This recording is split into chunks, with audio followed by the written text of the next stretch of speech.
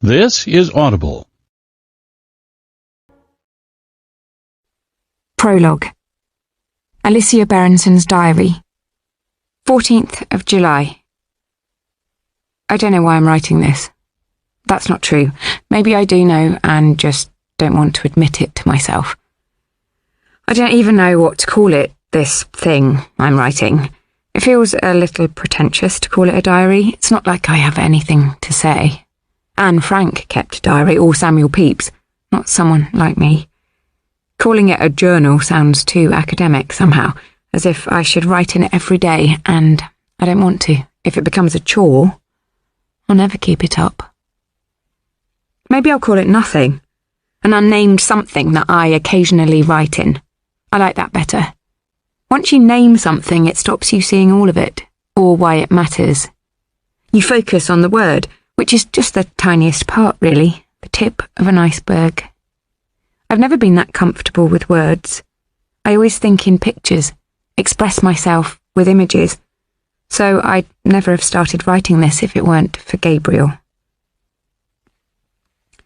I've been feeling depressed lately about a few things. I thought I was doing a good job of hiding it, but he noticed.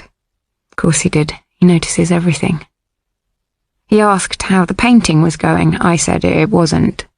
He got me a glass of wine and I sat at the kitchen table while he cooked. I like watching Gabriel move around the kitchen.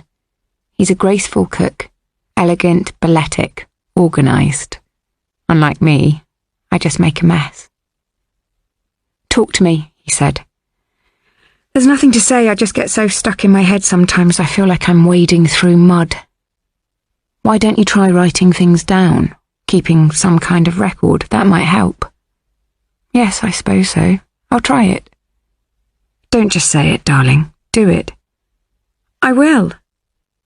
He kept nagging me, but I did nothing about it. And then a few days later he presented me with this little book to write in. It has a black leather cover and thick white blank pages. I ran my hand across the first page, feeling its smoothness, then sharpened my pencil and began. And he was right, of course. I feel better already. Writing this down is providing a kind of release, an outlet, a space to express myself, a bit like therapy, I suppose. Gabriel didn't say it, but I could tell he's concerned about me.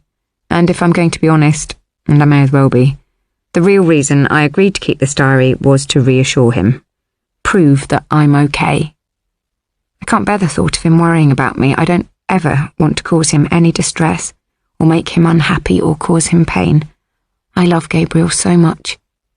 He's without doubt the love of my life. I love him so totally, completely, sometimes it threatens to overwhelm me. Sometimes I think, no, I won't write about that.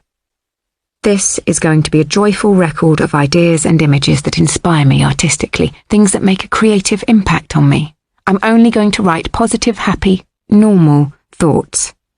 No crazy thoughts allowed.